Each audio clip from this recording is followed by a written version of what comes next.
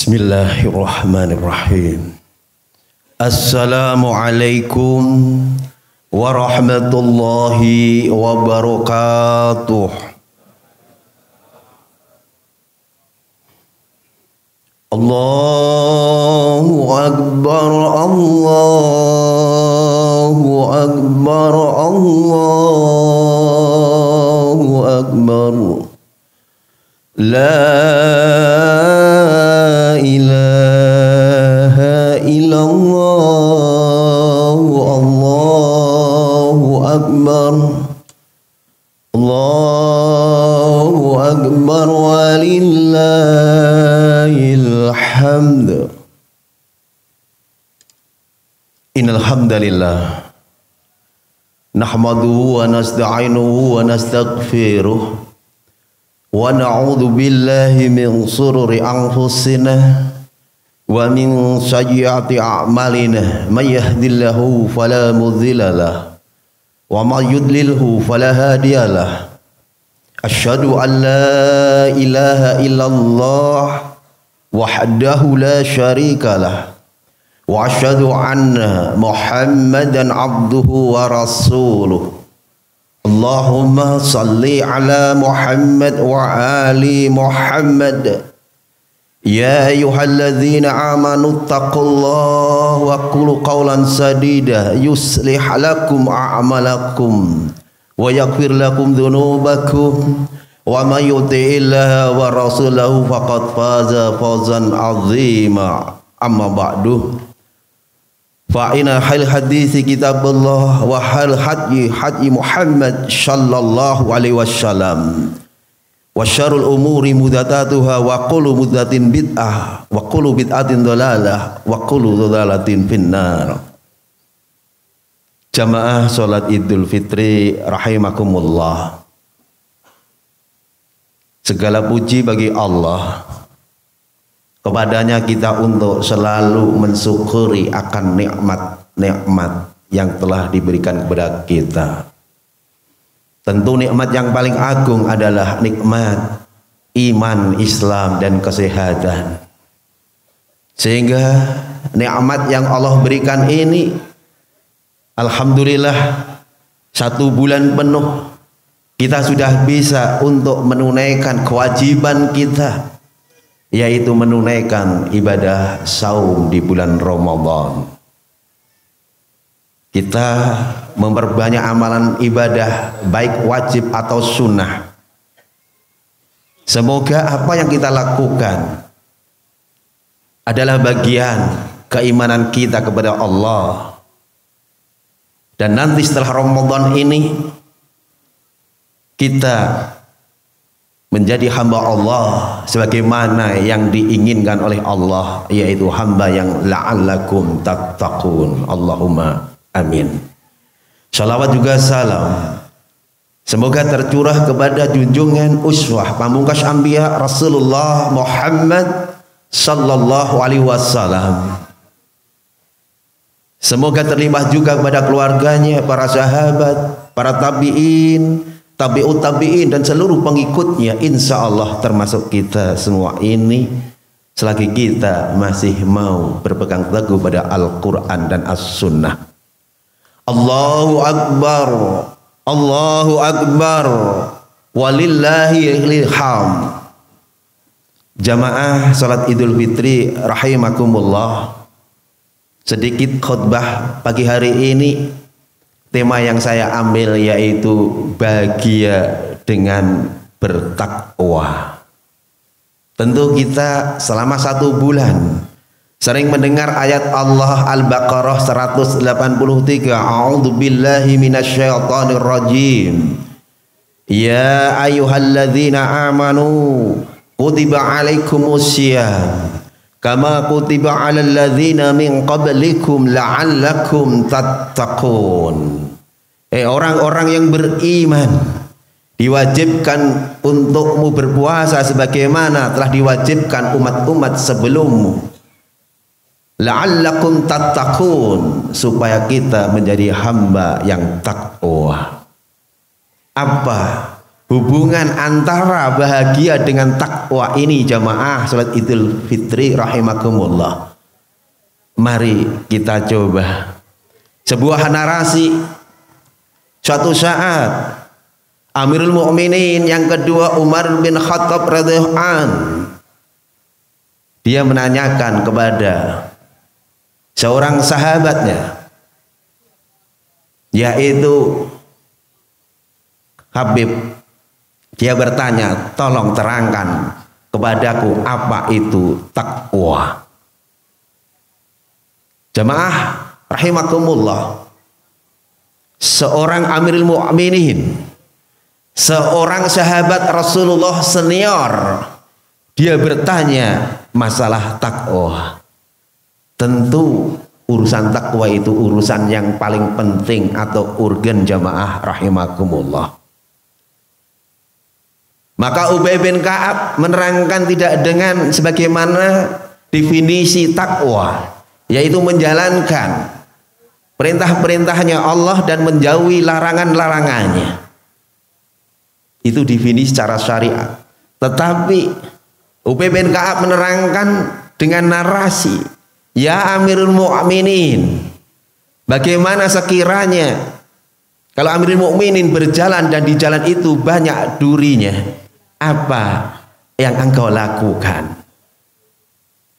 Maka Amirul Mukminin Umar bin Khattab radhiyallahu anhu menjawab, ya Ubay, kalau aku berjalan dan di situ banyak duri, tentu kain jubahku aku angkat dan aku akan berjalan pelan-perlahan supaya kakiku tidak terkena duri.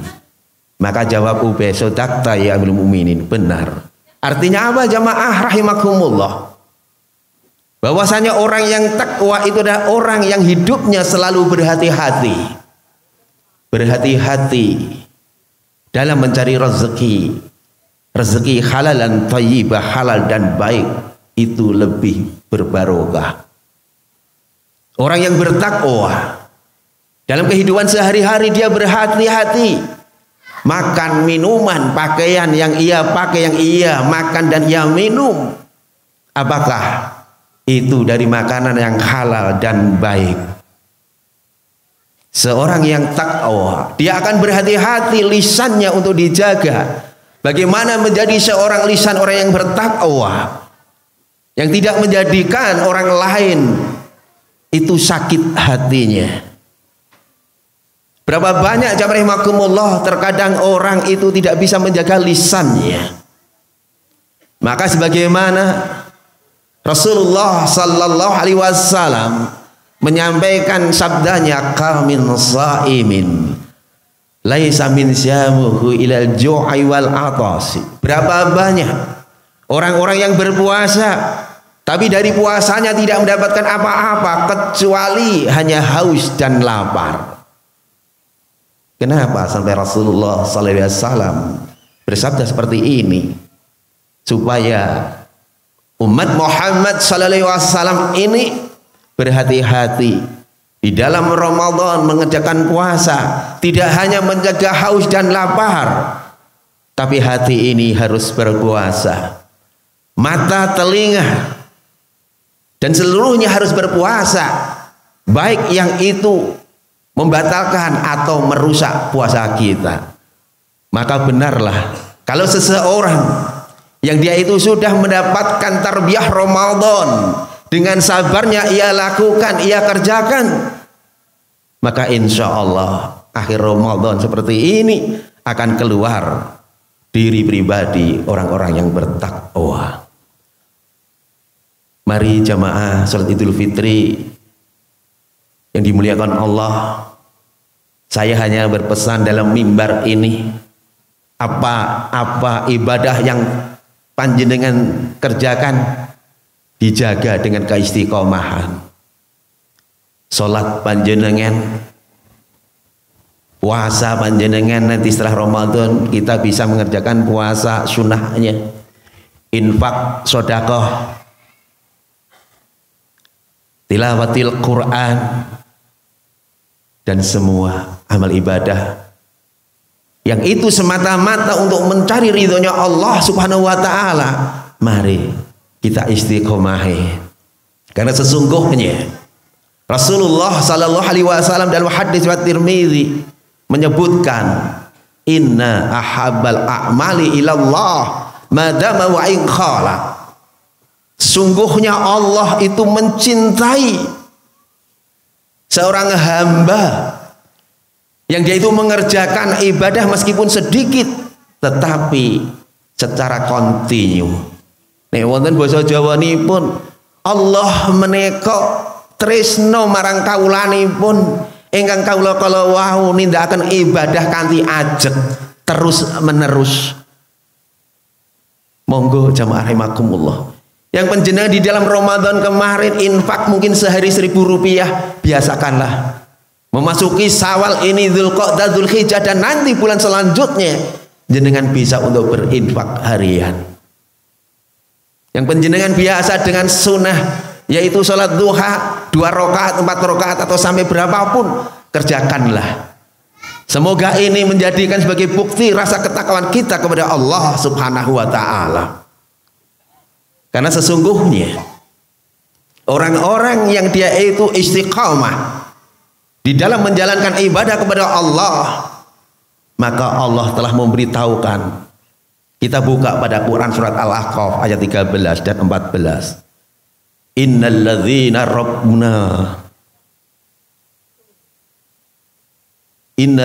rabbuna wa tsumma istaqamu fala alaihim khaufun wala hum yahzanun.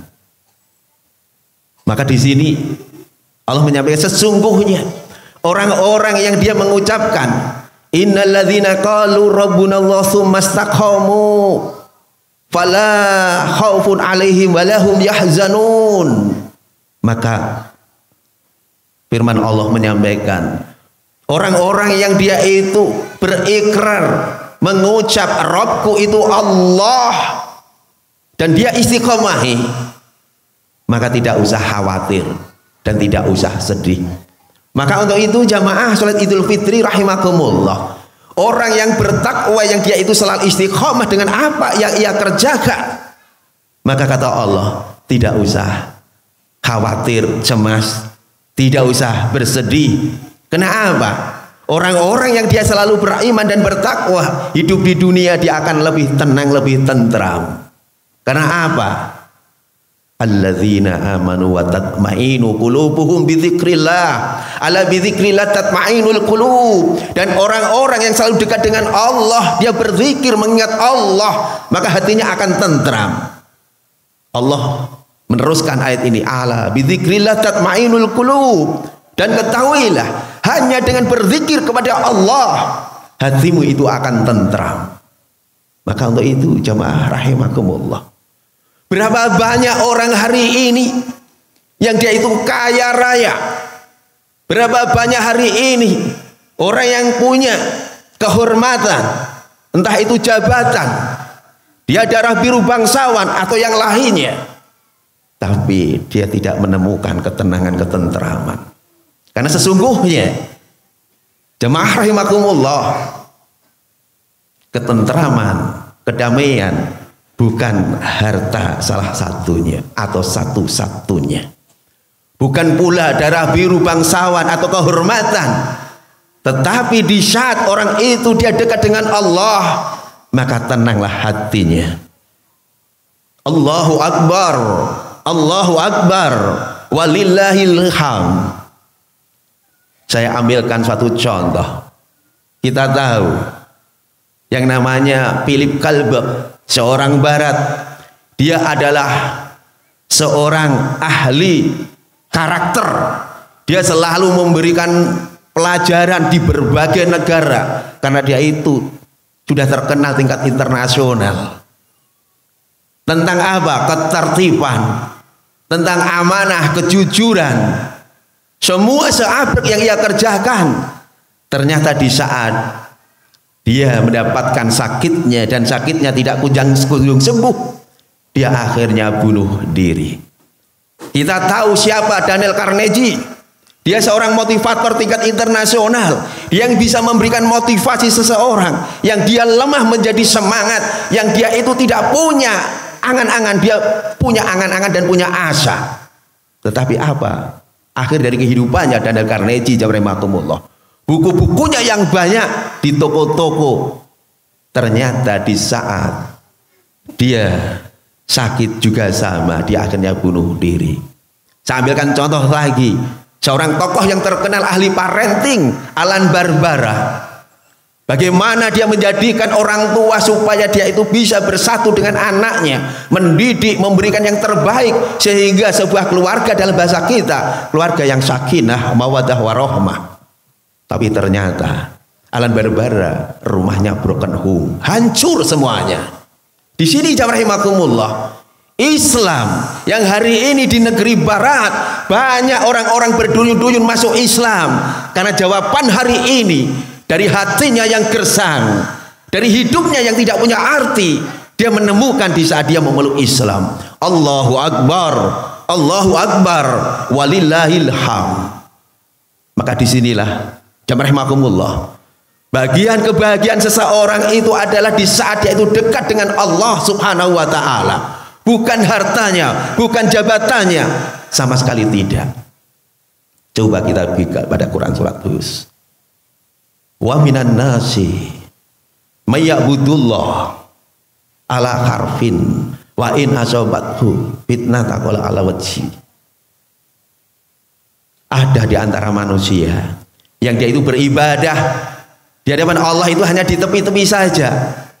Dia seakan-akan tidak masuk secara kafah totalitas, tapi dia itu hanya di pinggir-pinggir saja, harfin itu. Dan Allah melanjutkan, fa'i asobathu fitnatan ala qalaka ala wajhi khasirat dunya wal akhirah dzalika wal khusranul mubin. Dan di saat dia menemukan musibah sedikit saja, akhirnya dia menjauhi Allah. Maka orang yang seperti ini, kata Allah, adalah orang-orang yang rugi di dunia dan di akhirat. Dzalika wal khusranul mubin. Dan sungguh itu adalah orang-orang yang rugi. Maka untuk itu rahimakumullah, sehebat apapun, setinggi apapun pangkat seseorang, kalau dia tidak punya pegangan untuk istiqamah kepada Allah, maka dia hidupnya itu akan tidak tenang. Maka pada ayat selanjutnya, pada Al-Ahqaf 14, kalau tadi saya ambilkan pada Al-Ahqaf 13, orang-orang yang istiqamah itu tidak usah sedih, tidak usah khawatir, tidak usah cemas. Karena apa? Tadi di dunia sebutkan dia akan tenang tentram. Dan di sini ulaika ashabul jannati khalidina fiha jazaan bima kanu ya'malun. Karena mereka orang-orang yang dia istiqomah di dunia ini, maka Allah di akhirat kelak akan memasukkan hamba-hambanya yang istiqomah di dalam surganya dan kekal di dalamnya. Jazaan bima kanu ya'malun, itulah balasan Allah pada hambanya yang dia mau istiqomah saat hidup di dunia. Allahu Akbar, Allahu Akbar, walillahil hamd. Maka untuk itu rahimakumullah, amalan selanjutnya panjenengan membaca qiraatul Quran, tilawah setiap hari. Maka istiqomahi rahimakumullah. Karena sesungguhnya iqra'ul Quran fa innahu ya'ti yaumal qiyamah syafi'an li ashabi. Bacalah Al-Quran, karena sesungguhnya bacaan Al-Quranmu itu akan menjadi syafaat, penolongmu besok di hari kiamat. Jamaah Idul Fitri rahimakumullah, yang menolong kita nanti adalah amalan kita. Yang disampaikan oleh Rasulullah Sallallahu Alaihi Wasallam adalah orang-orang yang cinta pada Al-Quran, yang dia itu membaca Al-Quran secara istiqomah. Maka bacaan Al-Quran itu dalam hadis yang lain tidak hanya besok dapatkan syafaat di kiamat atau di hari akhir, tetapi di saat di alam barzakh, di alam kubur, Allah telah memberikan pertolongannya kepada hamba-hambanya yang dia cinta membaca Al-Quran dan mentadabburi Al-Quran. Allahu Akbar, Allahu Akbar, walillahil hamd. maka rugi rahimakumullah. Kalau kita bisa membaca WhatsApp berapa jam, kita bisa membuka IG, kita bisa membuka FB berapa jam rahimakumullah. Tapi yang menjadi pertanyaan, berapa waktu yang panjenengan gunakan untuk membaca Al-Quran? Mari kita muhasabah hari ini, supaya kita menjadi hamba Allah yang selamat di dunia dan di akhirat. Maka untuk itu rahimakumullah, dengan berbagai amalan baik wajib sunnah yang panjenengan kerjakan di Ramadan dan jenengan istiqomah, insya Allah itu akan menjadi pekerjaan yang luar biasa. Sebagaimana Ibnu Taimiyah menyampaikan, inna a'zamul karamah luzumul istiqomah. Sesungguhnya istiqomah yang agung itu kepada orang-orang yang dia itu selalu menjalankan dengan konsisten secara acak rahimakumullah. Maka berbahagialah kalau panjenengan sudah istiqomah sejak sebelum Ramadan. Maka saya mengajak pada panjenengan semuanya hadir pada pagi hari ini, kerjakanlah amalan-amalan dengan istiqomah supaya kita termasuk hamba-hamba Allah yang beruntung. Jemaah salat Idul Fitri rahimakumullah. Kenapa kita bahagia dengan bertakwa? Satu, karena orang-orang yang bertakwa itu akan dimuliakan oleh Allah Subhanahu wa taala. Kita buka pada Hujurat 13. Inna akramakum indallahi atqakum. Sesungguhnya yang paling mulia di sisi Allah adalah yang paling takwa. Sebuah kehormatan secara umum bagi Allah tidak ada artinya. Kekayaan, keterkenalan, jabatan apapun, setinggi apapun, tidak ada artinya selagi orang itu tidak mulia. Tetapi jamaah rahimakumullah, coba lihat sirah yang menyatakan Bilal bin Rabah itu mulia di hadapan Allah. Sumayyah binti Khayyat itu mulia jamaah rahimakumullah. Ammar bin Yasir dia mulia di hadapan Allah, padahal dia adalah mantan budak jamaah rahimakumullah. Tetapi ternyata di hadapan Allah, orang-orang yang mungkin ukuran di dunia itu hanya dia hina karena dia seorang budak, tetapi begitu dia itu masuk Islam, dia punya ketakwaan yang tinggi, maka orang ini mulia di hadapan Allah. Allahu Akbar, Allahu Akbar, walillahil hamd. Yang kedua, kenapa kita bahagia dengan bertakwa? Orang-orang yang bertakwa ini Allah akan memberikan jalan keluar dari kesulitan hidup. Kita buka pada Quran surat At-Tolak ayat 2. Wa may yattaqillaha yaj'al lahu mahraja. Barang siapa yang bertakwa kepada Allah, maka Allah akan memberi jalan keluar dari kesulitan hidup. Ini kita harus yakini jamaah rahimakumullah. Banyak kisah cerita orang-orang yang dia bisa sukses di saat dia itu mempunyai ketakwaan kepada Allah. Yang ketiga, kenapa kita bahagia dengan takwa? Karena bahagia dengan takwa yang ketiga adalah Allah akan memberikan rezeki dari arah pintu yang tidak pernah terduga. Wa yarzuqhum min haitsu la yahtasib. Pada Quran surat At-Talaq ayat 4 selanjutnya menyebutkan seperti itu. Allah akan memberikan rezeki dari arah pintu yang tidak pernah terduga-duga. Jamaah rahimakumullah, rezeki itu tidak harta saja. Rezeki itu bisa kesehatan yang Allah berikan kepada seseorang. Rezeki itu bisa anak-anak yang soleh. Rezeki itu bisa berwujud seorang istri yang salihah taat kepada suaminya. Rezeki itu juga bisa seorang suami yang dia bertanggung jawab, yang dia itu menanggung seluruh kebutuhan keluarganya dengan penuh kejujuran dan amanah, dan dia menjadi amalan-amalan yang saleh yang menjadi perhatian bagi istri dan anak-anaknya. Jadi jamaah rahimakumullah, rezeki juga termasuk di saat ada adzan yang berkumandang Allahu Akbar, Allahu Akbar, kita ambil wudhu, kita datangi tempat adzan itu. Karena sesungguhnya orang-orang yang dimudahkan oleh Allah seperti itulah sebenarnya rezeki. Karena sesungguhnya rezeki itu tidak berupa harta saja.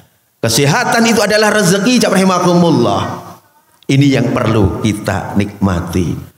Maka untuk itu jamaah rahimakumullah, Kalau saya ambilkan pada poin 2-3, kenapa orang yang bertakwa itu dia akan diberi jalan keluar dari kesulitan hidup dan dia akan mendapatkan rezeki dari arah pintu yang tidak pernah terduga.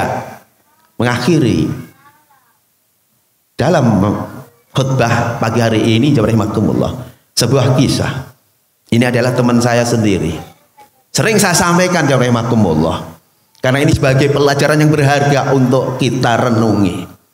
Dia seorang guru BB. Dia tidak bisa terangkat karena sudah umur yang sudah tua. Dia juga tidak bisa mendapatkan sertifikasi karena ijazahnya cukup D3, karena salah satu syarat sertifikasi adalah S1. Sampai saya bertanya, berapa Bu gaji penjenengan? 500 ribu sebulan. Putranya berapa? 5. Suami kerjaannya apa? Suami hanya kerja di konveksi. Itu borongan, Pak. Tapi suatu saat dia pernah menemui saya, dia bercerita anak yang nomor 1 ingin masuk kuliah, tapi dia menjawab, "Nah, bagaimana mungkin kamu akan kuliah? Kita bisa makan setiap hari. Itu sudah alhamdulillah dengan 5 anak. Tapi Bu, Pak, kalau kepingin kuliah, Pak, kalau kepingin." Maka diberilah uang 200 saat itu. Dia daftar di UNS. Akhirnya setelah 3 bulan pengumuman, alhamdulillah dia diterima, rahimakumullah. Diterima di apa? Di jurusan kedokteran umum UNS. Bu, Pak, saya diterima, Pak, Bu, saya diterima di kedokteran. Maka bapak ibunya dengan sujud syukur rasa senangnya, alhamdulillah ya Allah, Engkau telah terimakan anak saya di kedokteran UNS. Sebuah kebanggaan dari sebuah keluarga, jamarimakumullah, yang jurusan ini banyak peminatnya dan memang uang semester mahal. Tapi setelah melihat per semesternya waktu itu 9 juta, orang tua ini menangis. Nak, bagaimana uang ini kita dapatkan setiap 6 bulan harus bayar 9 juta, Nak. Ini enggak mungkin, nonsen, omong kosong, Nak. Tapi orang ini sekali lagi, jamarimakumullah, dia orang yang luar biasa. Pak, Bu, selama kita masih punya Allah, sekali lagi, selama kita masih punya Allah, Allah akan memberi jalan keluar. Doakan, Pak, Bu. Besok saya akan menemui Pak Rektor. Waktu itu rektornya Profesor Dr. Rafiq Arsidi. Dia temui Pak Rektor, nama saya Fulan. Saya kemarin pengumuman diterima di kedokteran umum sini. Tetapi keadaan orang tua kami tidak mampu, Pak. Saya anak yang nomor 1 punya adik jumlahnya 4. Apakah bisa dibantu dapatkan beasiswa? Oh, bisa, Nak, selama memenuhi syarat. Apa itu, Pak Rektor? Apakah Anda pernah juara olimpiade, apapun olimpiadenya, entah matematika atau IPA atau apa? Tidak pernah. Apakah pernah juara karateka atau bela diri silat atau yang lainnya, taekwondo? Tidak pernah. Pak Rektor tanya lagi, dan pernah juara apa lagi? Tidak pernah, Pak Rektor. Terus apa yang harus saya bantukan? Saya lulusan dari Iskarima, Tawangmangu, Karanganyar, Pak Rektor. Saya hafid 30 juz. Maka begitu seorang anak ini menyampaikan pada Pak Rektor, dia hafal 30 juz, maka Pak Rektor Rafiq Arsidi itu langsung menyampaikan apa? Ya ini yang aku tunggu, Nak. Aku kepengen punya mahasiswa seorang dokter yang hafid Quran. Aku pengen punya mahasiswa insinyur yang ahli Quran. Aku pengen para ekonom, para guru yang hafid Quran masuk, Nak. Aku berikan, usahakan ada dapat, yaitu apa? Beasiswa penuh. Maka anak ini dengan semangatnya dia pulang, Pak, Bu, alhamdulillah Allah telah memberikan jalan keluar. Allah, gimana, Nak? Saya bisa kuliah, saya diberikan beasiswa penuh, Pak, Bu. Allahu Akbar, Allahu Akbar. Seorang ibu ini menangis, seorang bapaknya menangis. Bagaimana mungkin keluarga miskin, tapi Allah berikan jalan keluar. Dia akhirnya bisa kuliah di UNS. Dia tersanjung. Ternyata Allah memberikan rezeki, bukan harta yang berlimpah, bukan bapaknya yang punya hasil yang besar, tetapi Allah angkat dari anaknya yang dia mempunyai 30 juz. Dan disitulah yang namanya kebahagiaan dari ketakwaan itu bisa kita rasakan. Yang terakhir, jemaah makmur, kenapa kita harus bahagia dengan takwa? Karena sesungguhnya dengan takwa Allah akan menyiapkan surga kita kelak. Sehingga rahimakumullah, poin-poin yang sudah saya sampaikan pada panjenengan itulah kehidupan di dunia akan bahagia. Tetapi nanti di akhirat sebagaimana Al-Imran 133, wasari'u ila maghfiratin min rabbikum wa jannatin ardhuhas samawati wal ardu uiddat lil muttaqin. Bersegeralah kalian untuk memohon ampunan Rabbmu Allah subhanahu wa ta'ala, yang Allah sudah menyiapkan surga, dan surganya Allah seluas langit dan bumi, uiddat lil muttaqin. Dan ternyata jamaah rahimakumullah, surga ini disiapkan untuk hamba yang takwa.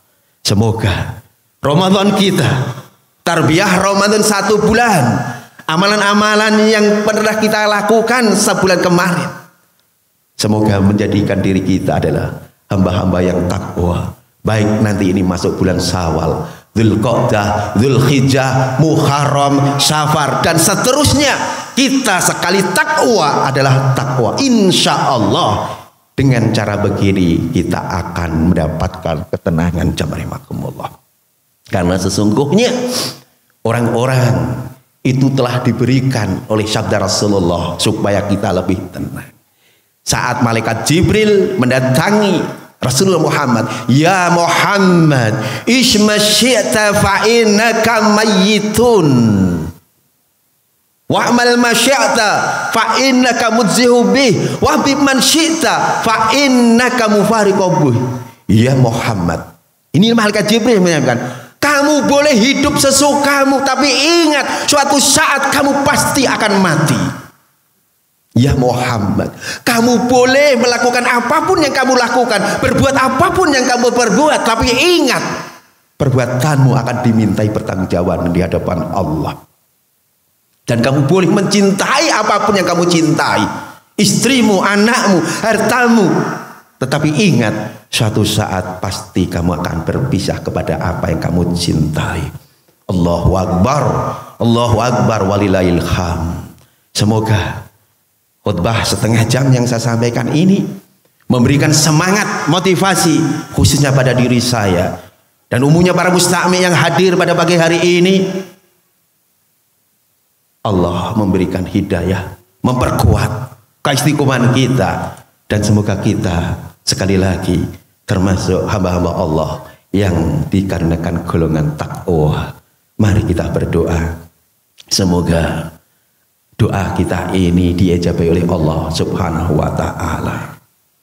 Cuman saya pesan nanti setelah ibadah seperti ini, jangan lupa kita masih ada ibadah secara sosial untuk saling memaafkan kepada orang tua kita, pada tetangga kita, handetolan kita. Hilangkanlah sakwa sangka, hilangkanlah mungkin dendam dan rasa. Pagi hari ini setelah sholat id, mari jamaah rahimakumullah, bapak-bapak, ibu-ibu, ikhwan akhwat fiddin, anak-anakku semuanya, kita lepaskan supaya hablum minallah yang sudah 1 bulan itu kita rasakan, hablum minan nas, hubungan dengan manusia, nanti kita menjadi hamba Allah yang betul-betul ditenangkan. Karena apa? Saling rasa hormat, saling mengasihi, saling memaafkan. Innallaha wa malaikatu yusholluna abi ya ayyuhalladzina amanu sholli wa sallimu taslima wa radha annahum bi rahmatika ya arhamar rahimin. Allahumma ighfir lil muslimina wal muslimat wal mu'minina wal mu'minat al ahya'i minhum wal amwat innaka sami'un qaribun mujibud da'wati hadiyal hajat. Rabbana zalamna anfusana wa illam taghfir lana wa tarhamna lanakunanna minal khasirin. Rabbi ighfirli wa liwalidayya warhamhuma kama rabbayani shaghira. Rabbana hab lana min azwajina wa dhurriyyatina qurrata a'yuni waj'alna lil muttaqina imama. Rabbi hab li minas shalihin. Allahumma inni as'aluka ilman nafi'an wa rizqan thayyiban wa amalan mutaqabbalan. Ya muqallibal qulub tsabbit qalbi 'ala din. Allahumma inni a'udzubika minal barasi wal jununi wal judami wa min sayyi'il asqam. Allahumma arinil haqqa haqqa warzuqna ittiba'ah wa arinal batila batila warzuqna tinaba. Rabbi auzi'ni an azkura ni'mataka allati an'amta alayya wa ala walidayya wa an amala sholihan tardha bi rahmatika fi ibadika sholihin. Rabbi adkhilni mudkhala sidqin wa ahridni mukhraja sidqin waj'alni min ladunka sultanan nasira. Ya Allah, pagi hari ini hamba-Mu bersujud mengagungkan asma-Mu, beristighfar kepadamu. Ya Allah, terimalah semua ibadah kami selama Ramadan ini. Ya Allah, jadikanlah hamba-hamba-Mu ini hamba-hamba-Mu yang taat. Ya Allah, kalau sekiranya bulan-bulan yang lalu, tahun-tahun yang lalu banyak dosa maksiat yang aku lakukan, ya Allah, ampunilah. Karena luasnya ampunan-Mu tiada bandingnya, ya Allah. Ya Allah, jika ada rasa hasad, iri, dendam di hati kami, ya Allah, hilangkanlah, ya Allah. Karena sesungguhnya Engkau yang bisa membolak-balikkan hati hamba-Mu. Jadikanlah hamba-Mu ini hamba yang selalu pemaaf, bisa memberikan rasa kasih sayang, kehormatan pada siapapun, ya Allah. Ya Allah, sungguh kalau bukan Engkau yang mengampuni, lalu kepada siapa aku bermohon, ya Allah. Apalagi ya Allah terhadap kedua orang tua kami. Apalagi kalau kedua orang kami sudah meninggal atau masih hidup, ya Allah. Jadikanlah aku adalah hamba-hamba-Mu yang selalu berbakti kepada keduanya, ya Allah. Ya Allah, ibu kami telah tiada, bapak kami telah tiada. Dan mungkin kedua orang tua kami masih hidup, tapi kami belum bisa untuk qurrata a'yun, mentaatinya. Ampuni ya Allah, lapangkan, berilah keberkahan kedua orang tua kami, ya Allah. Sungguh kami tidak bisa memberi apa-apa, ya Allah. Sudah seumur tua ini belum bisa, ya Allah, kepada orang tua kami. Ampunilah ya Allah. Kalau banyak dosa-dosa kami kepada kedua orang tua kami, ya Allah, semoga orang tua kami bisa mengampuni pada kami anak. Kalau kedua orang kami sudah tiada, ya Allah, hanya doa ini, ya Allah, muliakan, jauhkan dari azab kuburnya, ya Allah. Dulu saat masih hidup mungkin saya tidak mentaatinya. Mungkin selama hidup saya diajak kebaikan, saya selalu menolak, membentaknya, ya Allah. Aku belum jadi orang yang taat bakti. Maka ampuni ya Allah. Muliakanlah kedua orang tua kami yang sudah di hadapan-Mu di alam barzakh sana. Dan kalau orang tua kami masih hidup, ya Allah, muliakanlah ya Allah. Semoga apa yang kami kerjakan adalah bagian ketaatan, qurrata a'yun, anak yang soleh-solehah, untuk mencari ridhonya Allah. Karena sesungguhnya ridhomu adalah ridho orang tua, murkamu adalah murka orang tua.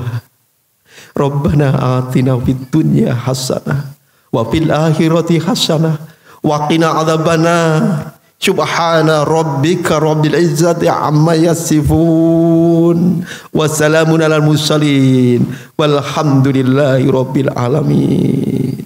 Subhanakallah wa bihamdika asyhadu an la ilaha illallah astaghfiruka wa atubu ilaik. Assalamualaikum warahmatullahi wabarakatuh.